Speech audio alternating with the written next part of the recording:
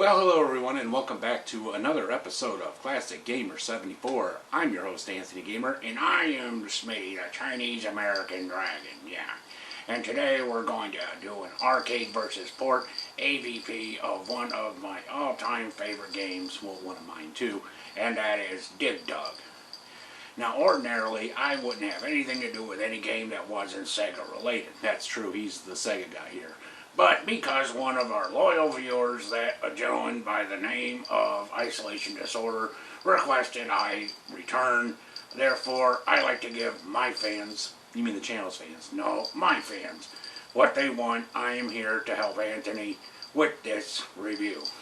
Okay, well, anyway, as many of you know, Dig Dug was a staple in many arcades, especially in the early 80s when it first came out. The game itself came out in April of 1982 and has been ported out several times since. Yeah, so before we get started, let's talk a little bit about what the game itself is about. Okay then. Alright, this comes directly from Wikipedia, I think, or it's a description that's on, what's this thing called? This program you use. It's Launchbox. Yeah, whatever. Anyway, the description says the object of Dig Dug is to eliminate underground dwelling monsters, either by inflating them with an air pump until they explode, or by dropping rocks on them. Yeah. There are two kinds of enemies in the game. Pukas, a race of cute, round, red monsters said to be modeled after tomatoes that wear yellow goggles, and Fighters, a race of green dragons. Hey, wait a minute, I didn't realize they were dragons. Well, yeah, but not good dragons like you. Oh, okay, yeah. Yeah, green dragons are usually bad. Where was I? Oh, yeah, a race of green dragons that can breathe fire when their wings flash. The player's character is the eponymous, I think that's how you pronounce it. Yeah, eponymous Dig Dug, dressed in white and blue, and able to dig tunnels through dirt. Dig Dug will be killed if he is caught by either a puka or a fighter, burned by a fighter's fire, or crushed by a rock. And that's pretty much the game. It's a digging maze game, which I bet you never hear that again. Well, there were a couple games that kind of took off from the idea, but essentially that's it. Now, this game has a special place in my heart because it's one of the first games I got to be on the top 10 board for. Oh, yeah, that's right. That and, what was that? Kangaroo. That was the first one, wasn't it? It sure was. And I used to play these both at Celebration Station in Maryville, Indiana, which unfortunately is no longer here. But in essence, that is the game, and it's a whole lot of fun. And like I said, it's been ported out several times, which we're going to look at some of the various ports and compare them to the original arcade game. And so now we're going to look at some of the various ports of this game. Right, now, one thing's for sure, a game like this would really be hard to mess up, even with the limited amount of memory that some of the game systems at the time had. And I'm happy to report that most of them do keep the integrity of the game intact. That's correct, and to be honest with you, I really didn't see any that I disliked. Well, I didn't either. And as a matter of fact, let us know what you think. Were there some ports that you thought were great? Were there some that missed the mark? Let us know. We'd like to know what you think. So without further ado, let's get into Dig Dug. Are you ready? Oh, I'm ready when you are. Alright, so let's check out the various ports of Dig Dug.